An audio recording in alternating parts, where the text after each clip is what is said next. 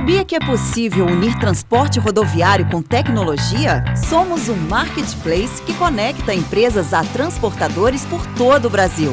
Fazer seu frete conosco significa ter segurança e reduzir custos. Quer saber mais? Visite nosso site e faça parte da revolução do transporte de cargas no Brasil.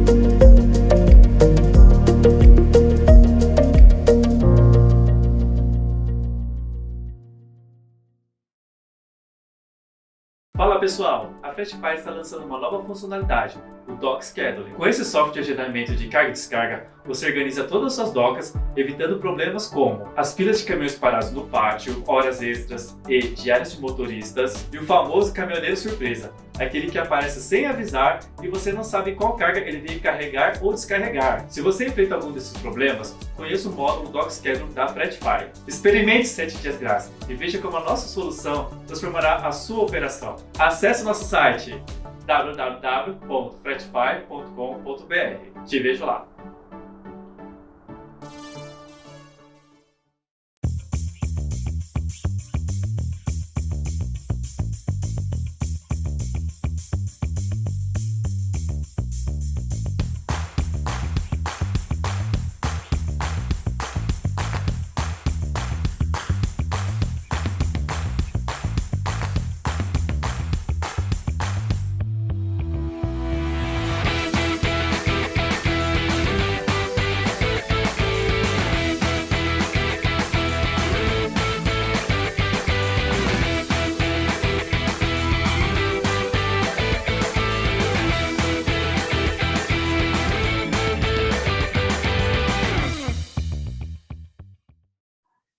Hello everyone, I am Gilmar Pertili. Welcome to 6th edition of LogConference, a Fretify production in association with Log School.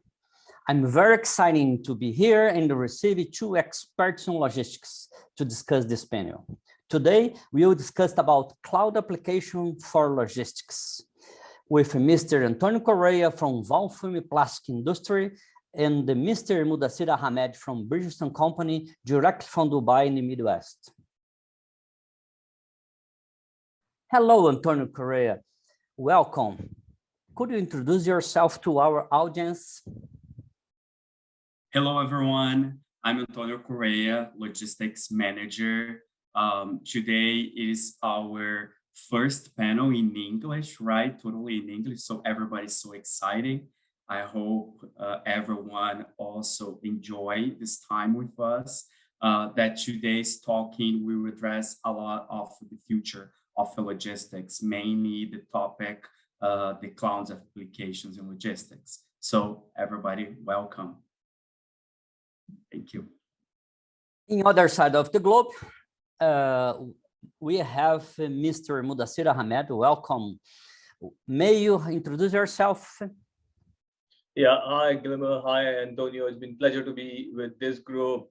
And I'm very, very excited to talk with folks in Brazil. I mean, so far my reach of discussion is in Middle East, Africa, USA, Canada, Australia, but I never really talked to our friends in South America. So I'm very, very excited to hear that.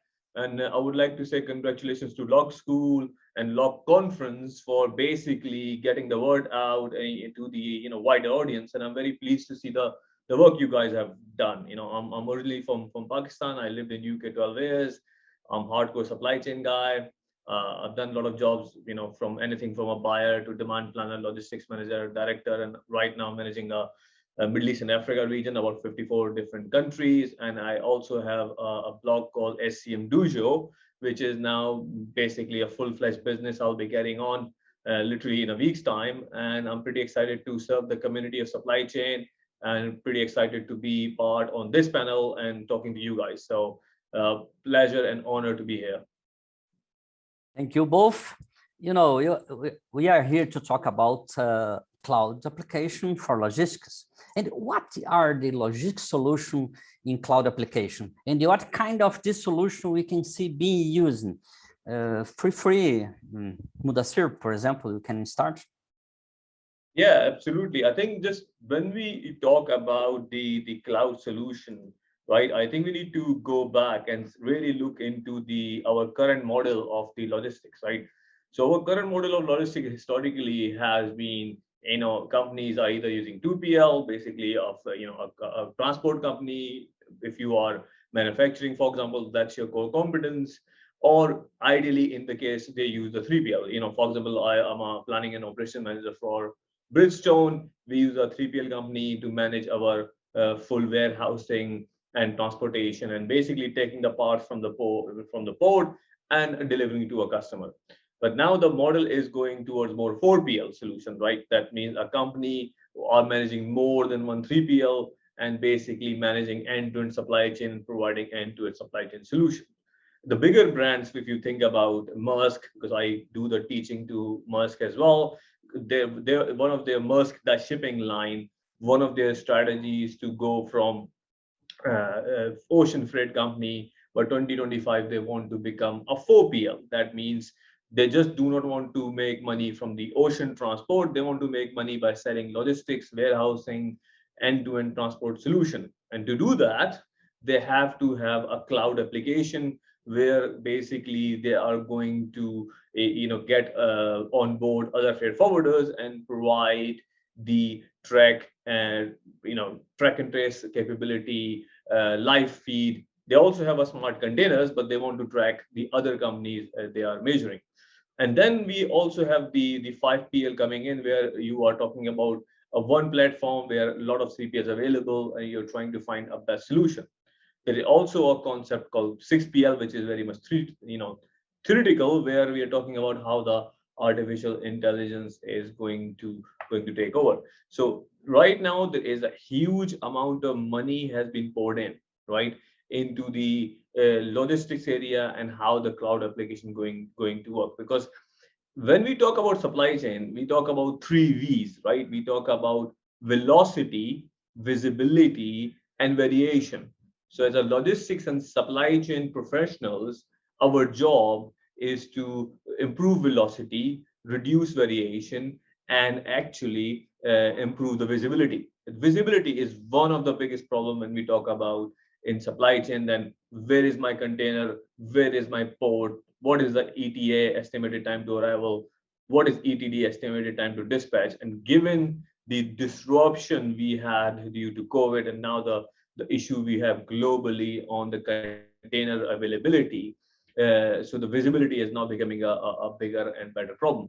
So I'm sure we can talk about more, and I want to give opportunity to Antonio to speak. What I'm trying to say is cloud application is going to solve this visibility issue we have globally going forward, right? So that's my initial thoughts. Antonio, what do you think? That's it, Muddassir, is a good catch. I'm seeing, right, a word before the COVID-19, before the pandemic, and a new word after the pandemic, and we can see what's going on going forward, right? Cloud applications, they come like to get the end-to-end visibility, right? Once you said once you have this big jump from a 3PL or in 4PL, you needed to get the totally visibility. You can check it out anywhere, anytime, online, or via your mobile device in just a click. And if you trust someone, you as a client, trust someone like a supplier that will manage all your logistics, right? Or your supply chain. Because today, the main reason that we are discussing regarding the future of cloud application, it is like the message, right? Behind the scenes, unchain your supply chain, because we cannot do everything by ourselves anymore. We need to focus in our core business, and we needed to trust and then trust somebody to manage, right, the supply chain for us. So I'm seeing companies like wasting, like we have a study that say that the company wastes 30% of the time looking for information. So if you have all the information in one data, you can compile all the data in just one platform. You go over there and you say what's going on. Like how sad it is your customer call and ask regarding their order, right? And you don't know what to say. So it's coming to help. It is a huge jump, the technology. And I don't know in your country, but we see here in South America that 3 years ago, right, the main startups that started to study and deploy technology in Brazil and all South America, we have seen a huge resistance. Like nobody wants, they say that they will lose their job, but behind all operation has an operator that needs to manage all the data, right? Doesn't work alone. It doesn't work alone. So or by itself, we have the AI, right? The artificial intelligence that will compile all of this, but we needed someone there to manage. So once more, we needed people that studied. We are seeing a lot of IT employees being requested, right? All countries are like thirsty for those types of employees and about IT and people that can work it with the development, this type of clouds. And it's like technology is coming to help. It is not coming for us to say like, hey, it's not good or we're going to lose my job. It's come to help me to do my job, to help me to free time to do things that will be much more, how can I say, valuable for the company. So like, okay, free your time here, the technology will do this hard job and you can work much better, right? It's like, okay, we need to work with our brain, no more just hard work or hands-on.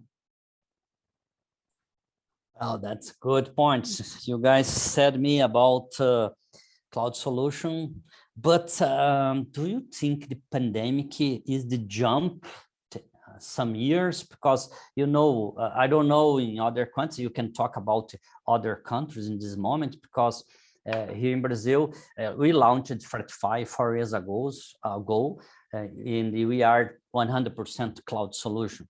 But we are seeing that after pandemic or during the pandemic, everybody wants to have some cloud application. And what's going on here? And if you can talk after that about for example, benefits from this solution, because we are listing a lot of companies that want that, but they don't know how to sell it for the directors or the owners about solution, what the benefits that solution can bring to us. I mean, let me take the starting point. I think you made a very good point that COVID as a pandemic does have an accelerated impact into the digitalization of logistics and supply chain. The answer of that is yes, and I think it has a 3x effect. So where if we could have been by, let's call it 2030, we really want to be by now in 2022, 2023. So it has accelerated about 5 to 7 years. And let me give you a real life example of how does it impact. So what actually our requirement is in Bridgestone, we make manufacturing in Japan and Thailand. And for example, if we have to ship it to Egypt, right? And Egypt have this strange requirement that the bill of lading and all the shipping document needs to be stamped by the embassy, because we are a UAE based company. It needs to be stamped, it has to be physically stamped by the embassy, right? Okay, that is a requirement happening it forever. I don't know. I mean, I worked about 3 years and 10 months. It was happening before. So somebody needs to take the bill of lading, physical bill of lading, packing list and document, go to the embassy in a bike, wait for 4 hours to get the bloody stamp in, and nobody ever really questions why we do it. So somebody really need to go for 4 hours just to get a stamp. Total waste. COVID happened. And guess what? In COVID, you cannot go, you cannot see people, you have to have social distancing. So what the embassy said themselves is, actually, we call this process called legalization of document. We are now using DocuSign or that whatever cloud platform, and you can basically upload your bill of lading and your packing list and invoice, and we are going to legalize, i.e. stamp online. They could have done it 3 years ago or 4 years ago. The technology was available, wasn't it? Technology was absolutely available. They just did not think that it was possible. Now, my people, he can sit in his home, he can take care of his baby or watch Netflix. I don't really care either way. Prepare his shipping document, bill of lading, packing links invoiced, upload into the embassy platform into a cloud. They do the digital stamping, send it back. We send it to the embassy. Life is good. And once we have taken that, we had replicated that process across 20 other countries, because that was a crazy waste of time. If you think about lean, what is lean? Extra transportation, extra movement, right? So if you take out extra transportation, extra movement, that means you are making your process lean, right? And just by digitalization of legalization of document, we have saved $75,000. $75,000, right? Just one single task, right? And that is, as there's a famous saying goes, a crisis is a great opportunity. And for me, when it comes to digitalization, the crisis of COVID has brought in an amazing opportunity, right? So we should be actually leveraging that. So that's the part A of the question you asked. Now I'm going to move to the part B, the benefits and the improvement, right? So the way I see as a logistics people, we want to do three things, right? We want to provide our services or movement of goods with greater profitability, right? That means we want to do it at the lower cost, and we want to provide the higher customer satisfaction. That means right delivery at the right time at the right price with the quickest possible lead time. Okay, but then I want to differentiate that experience into two elements. The first element is the improvement of the customer experience. The second is the efficiency. What we need to see is how cloud applications is improving customer experience. So how they're doing it. So for example, certain companies has built in a price engine, instant quotation. It was not there before. Now you can enter, you can put your requirements of shipment. It will give you instant quotes. Also, some people has put in a platform for seamless documentation. I give you an example where the documentation is done online. The easy, there's a digital shipment portal where you can track stuff, right? And I'm going to talk about some companies later on, but that's the headline. And automatic invoicing. So all these digitalization of the information giving an improved customer experience. Now we talk about how cloud technologies are making business more efficient, right? So the way it's making more efficient, the more the data on the cloud, the better the analytics it is. So now we can use Power BI, we can use tons of tools, to create analytics, right? Also, it will data drives value, and value means you can drive more, your process more efficiently, right? So in short, lower the cost, a better experience, better profitability, improved customer experience, and more efficient processes. This is how I see the benefit of cloud in logistics and supply chain. Antonio, over to you, sir. That's it. Social distancing has reinforced it and breaking down the bureaucracy as never before, right? Always we need to be in person, like as you said, everything we need to sign and waste paper, right? And right now we talk about regarding we should be sustainable. So we're looking, all the companies are looking forward for sustainable innovation. So as less trees you cut, much you are sustainable. And I've seen a lot of forms that they were all papers, and right now they are paperless. They're checklist app and platforms that you can go over there with your laptop or also with your iPad, and you can do everything online. And as you said, Muddassir, all the paperwork that we needed for import and export, once the social distancing came with all the COVID pandemic, everything has become much easier and sometimes become much cheaper. So we can have savings on that. Other times you can have huge increase, like the containers that you were now, nobody finds containers, but to ship out, but that's another thing. But it's like the bureaucracy, it is a huge milestone that we could break it down and right now become much easier for us to get paperwork, to go through customs. That it is a challenge that we face it. We had technology in the past, but as I mentioned by the beginning of this chat, we had resistance. So all the time when we wanted, and we see it once you travel, you go to North America, you go to Europe, and you come to South America, you see the difference between technologies and why. If they can travel, they can work it in the supply chain to make everything easy for everyone. But it's like to accept a new technology.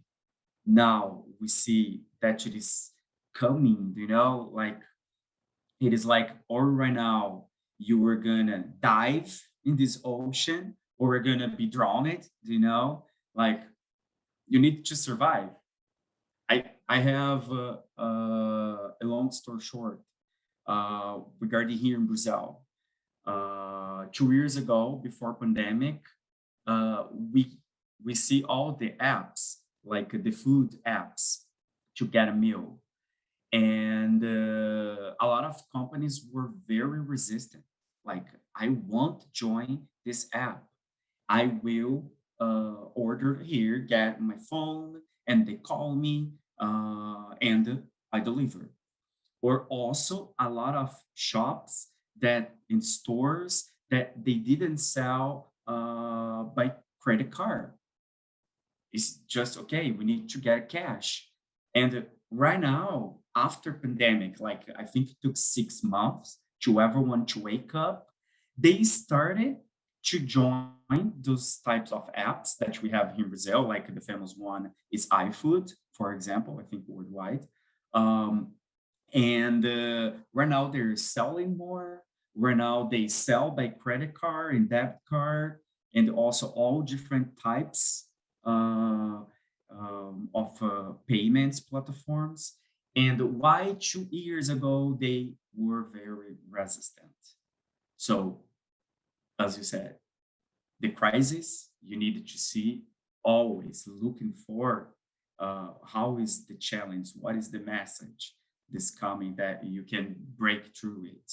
Because if you just see the bad things, right, we don't grow. So we will started to have more and more technology and understand that cloud application come to help us if we started to accept and deploy, and our management understand that this is good for logistics, for the supply chain, for production, for sales, whatever their business, right?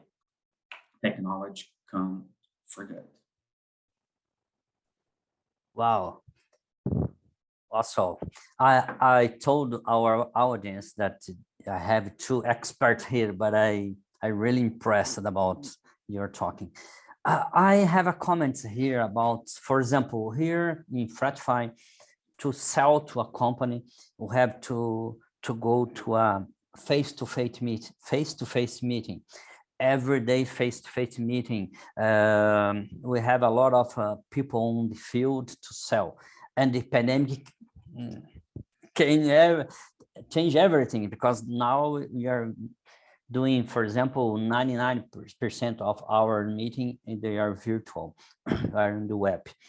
But I would like to talk or ask you about the challenging on the cloud solution about infrastructure. You travel a lot, and you see you don't have, for example, in Brazil, 5G generation on telephone, in mobile telephone. And how is that in other countries? Can you see that or talk about it, this challenge to reach cloud solution on 100%? So I personally think that is 5G or 4G or availability of that. I mean, 4G is pretty common most places anyway. It's not the showstopper. I don't think. You just need to be connected to internet, right? Of course, you need a good connection as well. But the real, I think, the issue, I think you said at the first part of your question, is the cloud infrastructure, right? So that's a very important word. So if you think about it, if anybody wants to build any cloud application in logistics, he essentially got three choices really, or maybe four now, but mainly three. The biggest one is Amazon Web Services, right? Then followed by Google Cloud, followed by Microsoft Azure, which is my personal favorite. And then the third one, the fourth one is now SAP. SAP is also becoming an enterprise cloud player, right? So if you really want to build an application which is scalable, I mean, you can build a MVP, which is a minimum viable product on the normal cloud, right? But if you want to build a scalable product means it can grow with multiple users, multiple players, multiple whatever. You need to be in one of those three players. So I'm going to give you an example of Microsoft, because everybody uses Microsoft in some shape or form, legally or illegally. But if you're using legally, they have already built a lot of interesting application or pre-built engine. So there's one concept I'm going to give it to the audience, and you should Google more. We call it a low-code application, right? So Microsoft is promoting that concept, low-code application. And there's one Indian company I want to mention. Its name is Zoho, Z-O-H-O, right? Zoho. So they also, I think, in 5 years will be challenging the bigger players like Google or Microsoft or anyone. What Zoho is doing, they are building cloud platform in a modular way. What I mean by that is, for example, if you need an inventory module or a logistics module, you can take that. But if you need one more module, let's call it invoicing, or you need a module for example, let's call it a CRM system, you can have it as well. So you don't have to buy the full package. You can buy a specific app and you pay only $10 per user $10 per user, etc. Right? So cheap, very scalable, and I don't think the infrastructure or internet of the user is an issue. What is definitely an issue, that whatever cloud application you are building, in which platform you're building. So choose your infrastructure of your platform very wisely. Do your research.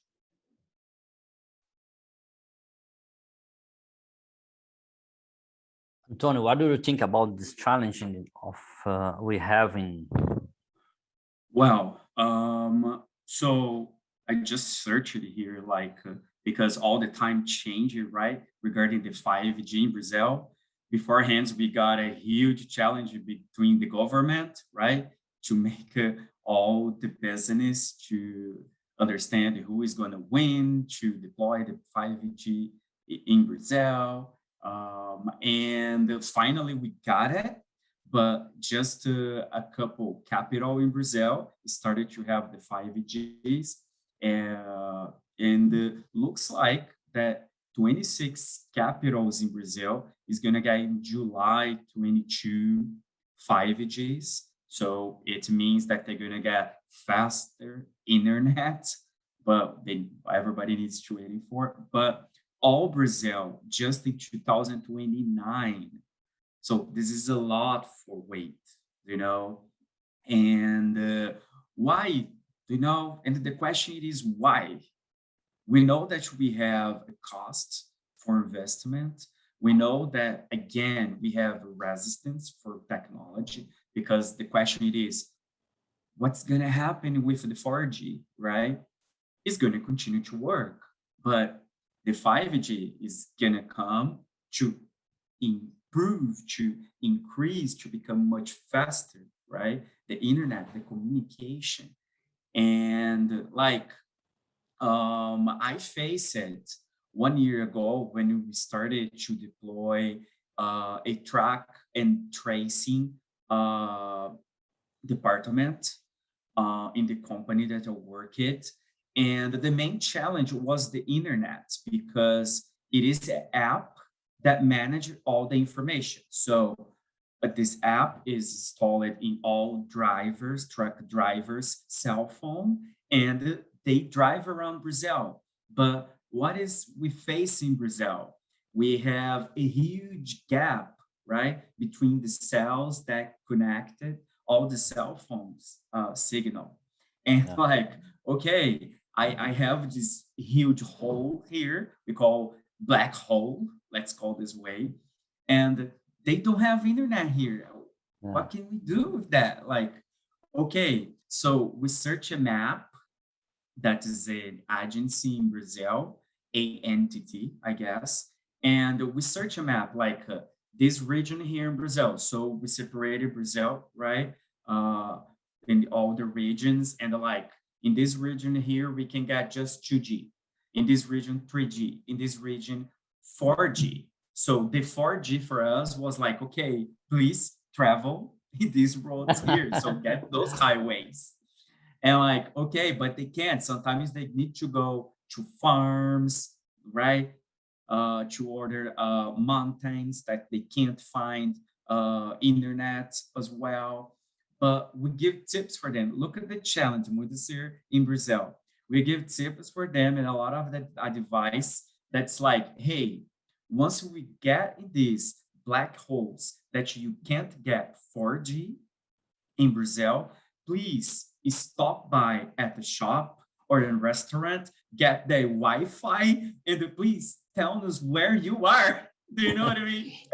It is and they do that. I always report it. I always recall it for all operators that are working there in the truck department. Hey, please always advise the truck driver, if they can't get internet, the 4G internet, please ask them to stop by each 3 hours. If the trip is 2 days, 3 days, so we can track it. Look at the challenge in the third country. No, so you were laughing, right? No, I'm not laughing. Just I'd love to come into Brazil and see myself. But I have a question. So what is the state of the 3G and 4G? I mean, most people should have internet now on the mobile. I like to think so. They do. Here, the technology is so expensive. So as we work it here with 30 parties, we have a broker, right, that manage all those 30-party truck drivers. So they own their truck. And we hired this broker, and the broker manages the freight, right? And what happened? We get people that they have, instead of the latest technology, they get an old one, and they are, and like, okay, you need to get a cell phone, but they say, no, I don't have money for it. So we started as well to do like, hey, if you have your third-party driver here and you wanted to work with him, please sponsor him, because technology is coming. We need to hear a smartphone that work with 4G going forward, because 2G and 3G, we're gonna get in troubles. So we do have a lot of old technology in Brazil that's still working, like these first cell phones, and they just take calls and they don't get apps, like and this is a huge challenge for us to convince them to buy the cell phone, like a smartphone that's expensive. And sometimes you need to work with the broker to say, hey, please sponsor those truck drivers so they can work in this new world. Merge them, please. Yeah. Well, good point, Antonio. Yeah, we have to face this problem in Brazil because of shading of signal in the streets on the roads is big. We have sometimes 100 kilometers without signals. It's not good for tracking and the other thing. Yeah, that's problem, because Muddassir, Brazil is big, is really big, and we have this problem. In fact, we have the other problem, what Antônio Correia said, because we have an app of a Fretify app, and we had a lot of drivers that installed the app and they uninstall 2 days after because they don't have space in memory or in something like that. Yeah, that's a problem. Yeah. Okay. Let's talk about the futures, guy. We have a lot of cloud applications in logistics. We talk about some things here, but they are essentials. And we would say about what we would say about the future. What are you seeing in the future? What are we gonna have in the future, in your opinion? Okay. This is probably a very interesting question and the right question to maybe end our conversation as well. The way I see this, the whole logistics service provider infrastructure, which is I explained like 3PL, 4PL, 5PL, is essentially going to merge into three concepts or three types of startup. The first would be the matchmakers or the purely digital marketplaces, right? That people come in and their company is available, and you, for example, in UK there's a company called Parcel to Go. You want to ship something, you go and select, put your weight, shape, size, and they said there's 6 different freight forwarders available. Pick one, because if you're expensive, better service.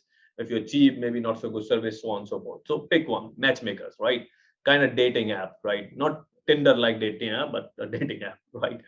The second kind of companies would be the visibility players. What I mean by visibility players, that the company which provides software and services that consolidate and integrate information across supply chain. So for example, shipper that translate end-to-end visibility into one platform. The famous is right now and growing very fast is Project 44. So Google it. They are buying companies left, right, and center, all visibility companies, and they call it Project 44. We are about to use them in Bridgestone as well. So not promoting them, just giving an example of what I mean by visibility players. The third type would be, I would call it the digital freight forwarders, right? And that would be, I think, the game changer. So what a digital freight forwarder do is they use a digital platform to offer a broader range of logistics services, right? A bit of marketplace, a bit of connectivity. They have their own value proposition. That means they have their own warehouse as well, for example, but they also have lot other freight forwarders and warehousing services, giving them a better network. A good example of that is a company called Stored in USA. I mean, they have raised about $205 million, right? STORD. What they do in USA, they have their own warehouses, but if you book through Stored, you will see full visibility end to end, and they basically manage. So they have taken the full 4PL concept and becoming into a next level using cloud to manage end-to-end supply chain. And this concept is known as digital freight forwarders. To summarize, the way I see the future of logistics cloud application or logistics service provider is three kind of people: matchmakers, who does the matchmaking people do, visibility players, and the third would be digital freight forwarders. So this is how I think the future will be established. Antonio, what do you think? Man, in my point of view, right, as Muddassir said, all technology are coming cloud applications, so you can stay informed every step at the way. That is the main reason. Like you can control inventory levels if you get just one platform to manage all your information. Searching tools like simple things like, okay, I needed to fill my truck right now. What is the best price? And the truck can search in the app for the company that he's working for. And like the company can maximizing truck scheduling, truck utilization, and you can have, right, this operation transparency, like with Power BI's, logistics dashboards. And as I said, like, I think all the pandemic that came to reinforce this big jump between resistance for technology and right now, let's go because, or, like, go big or go home, right, Muddassir? And like at this time, at this point, we are living in a world that we needed to connect all the information. How can we do that without a cloud application that will get information from Jomar, from Antonio, from Muddassir? Okay, let's think that we are companies right now that we're partners.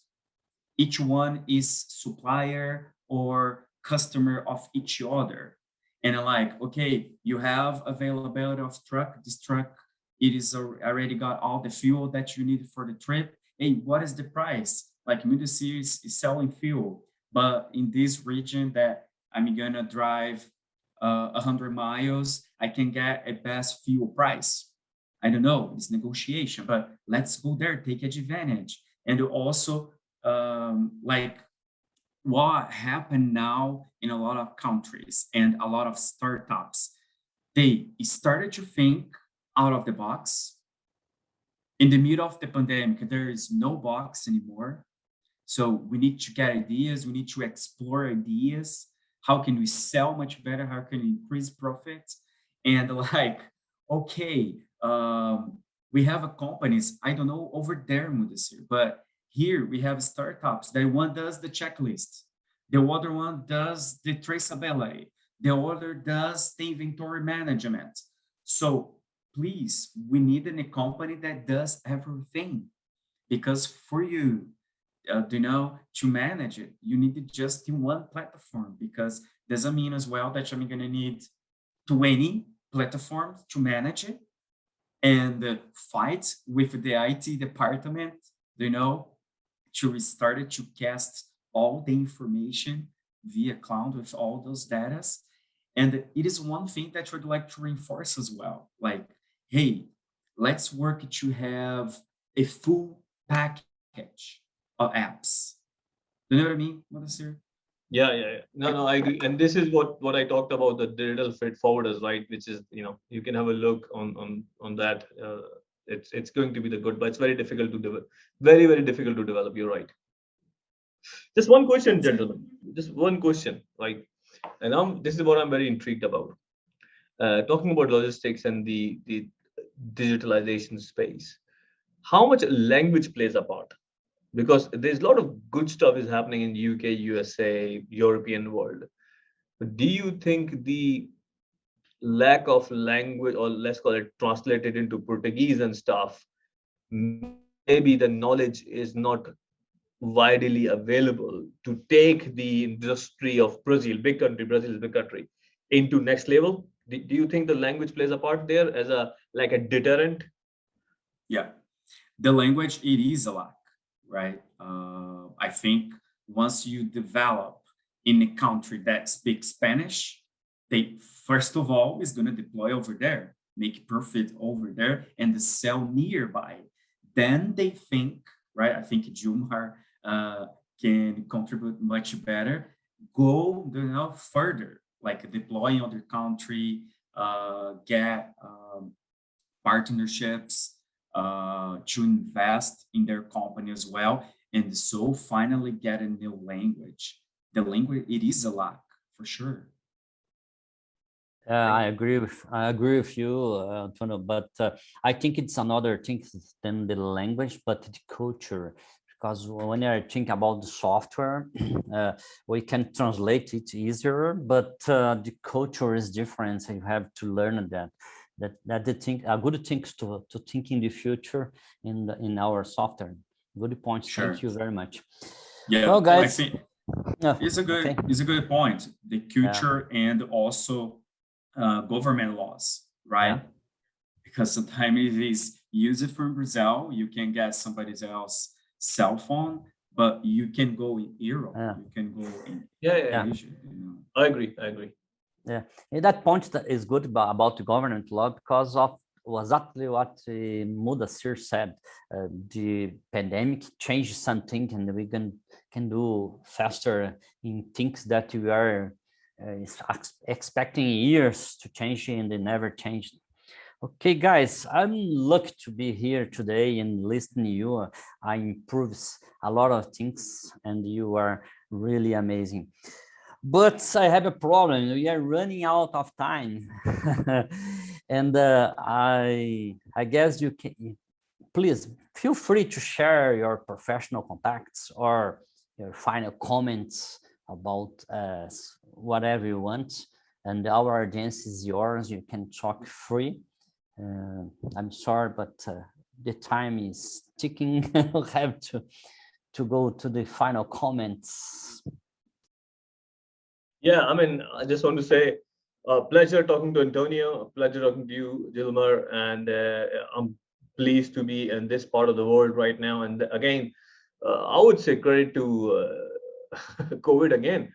If COVID would have not happened, I would have not think you would have think about having a log conference on web and then sharing me with other people. I don't think that would have happened, right? Either you would, the first thought would be to maybe fly in, which I would love to. I love to come. I would love to come to Brazil, but that's the beauty of the situation right now. So pleasure to be here. If you want, anybody wants to talk to me, I'm on LinkedIn. Just search my name, or at Muddassirism is my Instagram profile, or Twitter or Facebook. I'm actually everywhere. So you can contact me, and I'm happy to help. And thank you to the LogConference team, Log School team. Thank you to the colleagues. Thank you to Antonio for a great discussion. Very impressive. Thank you. You're welcome. The same way, it's a pleasure to be with you guys to discuss regarding this huge challenge that you were facing. My takeaways for today's talking are unchain your supply chain, right? Cloud's application are all right going to saving time, and the main message for today's talking, it is more flow and less work, right? And again, everybody can search my name as well. I'm on LinkedIn. It'll be a pleasure to answer, to contribute with all the things that I know. And I like to learn and more stuff every day. So every day is a new lesson, right? So thank you so much. Well, thank you, Antonio. Thank you, Muddassir. Thank you very much for this special panel. And thank you all. I really appreciate your audience. Ciao. Thank you.